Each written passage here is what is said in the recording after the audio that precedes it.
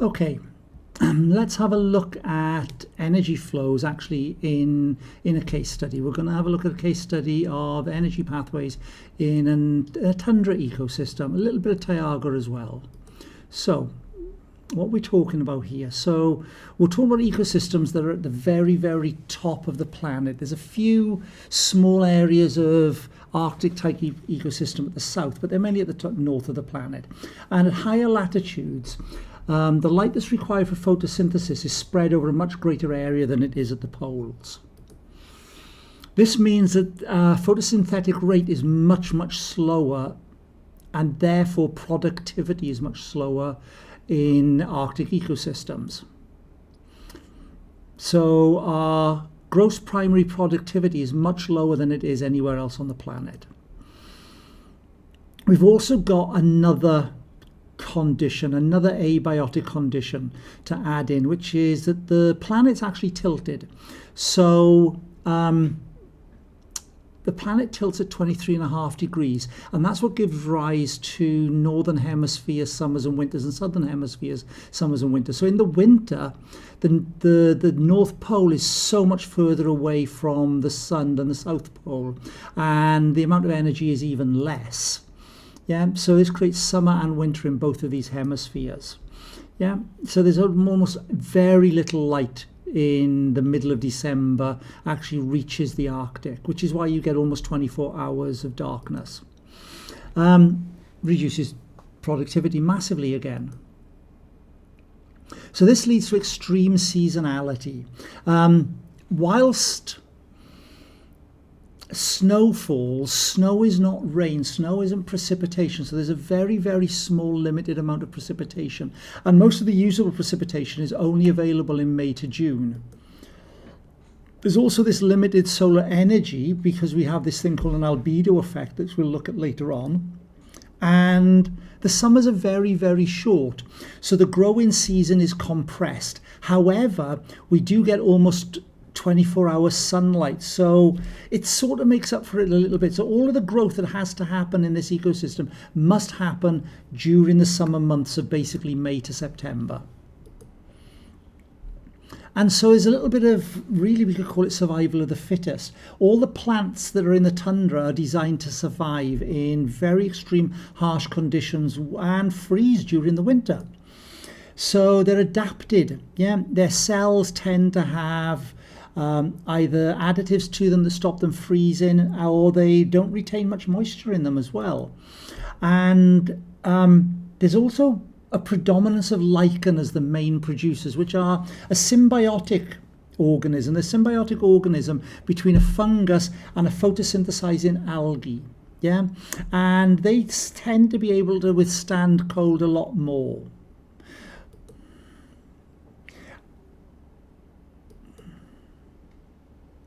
So what does that mean for tundra productivity? Well, tundra productivity, the biomass is very, very low compared to any other ecosystem. Tropical rainforests, which we have here, as you can imagine, much higher biomass. But if you look at the biomass in the tundra areas, by comparison, it's so much lower. It's 100 times less biomass. Yeah. So we're dealing with ecosystems that have extreme climate, yeah, and that leads to net primary production also being very, very low.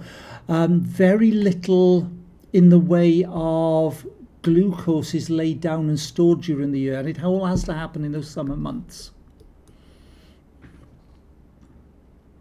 So let's have a look at a food chain. This is a simplified food chain, but it'll give you a sort of idea. So in the winter months, all that reindeer have to eat is the lichen, particularly reindeer moss. And that means that the reindeer really have to put on all of their biomass in the summer as fat and try to store it. So the herds feed in massive, massive amounts. This is a knock-on effect for the grey wolf, for the Arctic wolf. So we've got very, very low net primary productivity, which leads to low secondary productivity. So we can think of the tundra food chain, as with all food chains, as a system and a sets of systems. So each organism can be thought of as an individual system. However, because of individuals in the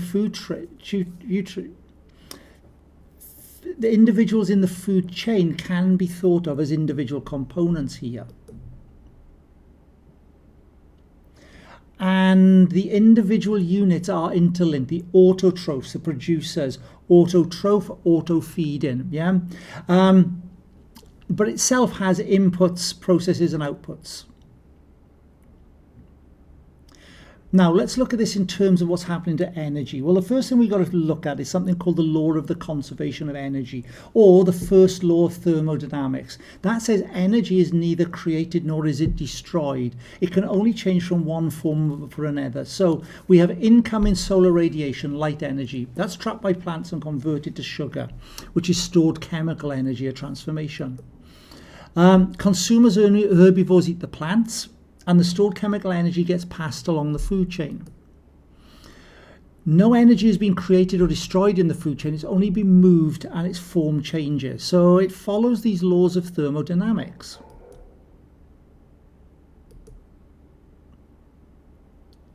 Right, there's a second law of thermodynamics, and this second law of thermodynamics states that energy conversions are never efficient, and the more conversions in a system, the greater the total inefficiency. So what are the inefficiencies in this system? Well, we're used to these inefficiencies, yeah? Not all energy is passed from one trophic level to the next in feeding. So some energy has to be used for respiration, and it's generated as heat and lost from the system. And as you move up the system, more energy is lost from the entire system. Yeah, that results in many fewer organisms at the top of the system and lower biomass at the top of the system than there is at the bottom of the system. We can also think about nutrient recycling or the transfer of matter. So food chains also affect this cycling, and this is a nice little diagram that actually puts that into perspective. So if we took the consumers out of it, we'd still have recycling, but the recycling would happen much slower because plant biomass would have to die and end up in the soils. That would eventually get broken down and released to soil nutrients. Yeah, so that's sort of what this is saying. Yeah. Okay, let's have a look at the populations. So we've talked about energy, but how does that affect the population? Well, the total size of any population depends on the amount of energy that enters its part of the system, yeah? And all that can be passed on to the next system. So the wolf population can only gain energy that has been passed to the reindeer from the reindeer eating plant biomass. That means there will be fewer organisms at the top of the food chain than there is at the bottom, yeah? So there's always going to be more organisms in trophic level 1 and higher biomass in trophic level 1 than there is in trophic level 2, and the same applies to trophic level 3. What this means is that only around 10%, well, that's at most to be honest, of the available energy at one trophic level enters the trophic level above it. Transfer of matter from producers to primary consumers is more efficient than it is from primary consumers to secondary consumers. We're going to use the figure of 10%, but it's usually much lower of a change of energy between levels of consumer. Partly because of skeletal mass. Skeletal biomass doesn't get eaten. It gets broken down in the decomposer food chain eventually, but it's not eaten in the terrestrial food chain. So, we've had a look at this population before, the St. Matthew's Island population of reindeer. And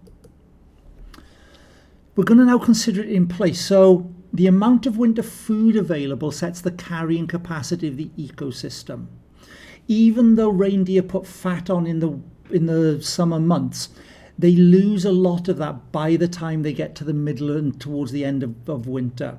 So, the amount of food that they can forage and actually source in winter sets the carrying capacity, not the amount of food in the summer. It's at the times of crisis, the times when food's at its least available. Also, the carrying capacity of herbivore population controls the size of any predator population. And conversely, without predators, herbivores tend to outconsume the food available to them and crash, which is what happened with the St. Matthew's Island population. This also leads to negative feedback systems. When we've got a predator in the system, we have these negative feedback systems. So studies of grey wolf populations in Finland suggest the population numbers tend to follow behind reindeer populations. Is that evidence of negative feedback? Well, the reality is it's more complex than that. Yeah, the population changes are more complex and there's other drivers involved in it as well. But we do have the beginning of what looks like a predator-prey relationship starting that's got negative feedback involved. So what does that negative feedback actually look like? Well, if the prey population food grows, there's more food for the predator population. That leads to more hunting. The prey population falls. That means less food, so the predator population falls, which means less hunting, which leads to the prey population growing again. And this keeps on cycling. This is your negative feedback that brings the population back into a stable equilibrium, into a steady state equilibrium along a carrying capacity. Right, ecosystem stability. Low productivity in the tundra means that there's very, very short food chains. Short food chains tend to mean less stability in a system. Yeah. Very, very simplified food webs that can be prone to disturbance. So loss of either moose or reindeer in this system will affect the population of the wolf. But if the wolf is going to not be able to eat one or the other of the herbivores, it will affect the herbivore population. We've seen this before as well, so remember what we've done in the past. Yeah, so the wolf here is reliant on only a few prey species. So I've simplified it a little bit. This is not the open tundra. This is not this isn't a food web for an open tundra. This is for the boreal part, the forested part at the edge of the tundra. And it's simplified slightly, yeah? What would happen if we removed the reindeer? If the reindeer was taken out of this ecosystem, what would happen to secondary consumers? What would happen to tertiary consumers? How would that affect production? Yeah, they're all things to think about.